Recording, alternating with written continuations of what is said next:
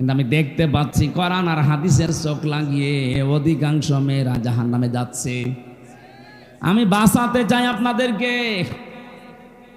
এ পৃথিবীতে আপনার স্বামী যত খারাপ হোক, আপনি তো এইটাই বলতে চান হামজা ভাই স্বামীদের বিরুদ্ধে ওয়াজ করতে পারেন না, আমি ওয়াজ কি করব?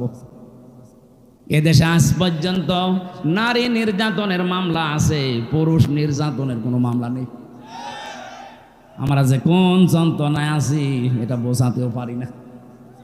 অন্তত ডক্টর ইউনূসকে আমরা আহ্বান জানাবো, খুব তাড়াতাড়ি পুরুষ নির্যাতনের একটা আইন বানান। শুধু আমি একা না, এখানে যত স্বামী বসে আছে অধিকাংশ মানসিক যন্ত্রণায়, মানসিক রোগী হয়ে যাচ্ছে স্ত্রীর ব্যবহারের কারণে। আমি কয়েকটা বলছি, একটু মেলান তো পান কিনা।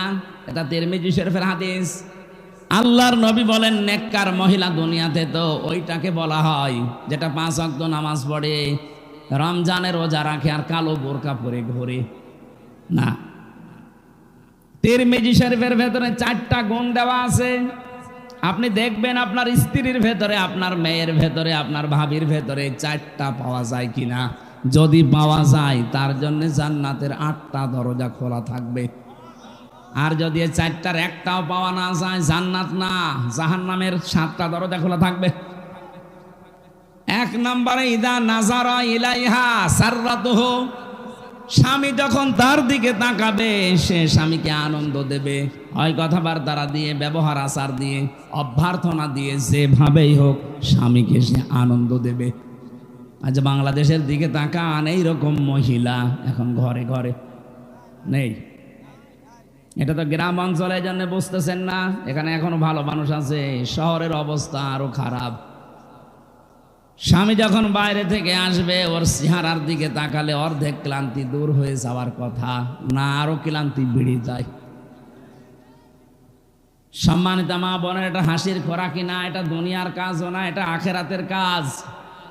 আপনার স্বামীর আনন্দ নিয়ে, স্বামীর ভালোবাসা নিয়ে আপনার জান্নাত আল্লাহ তৈরি করবে।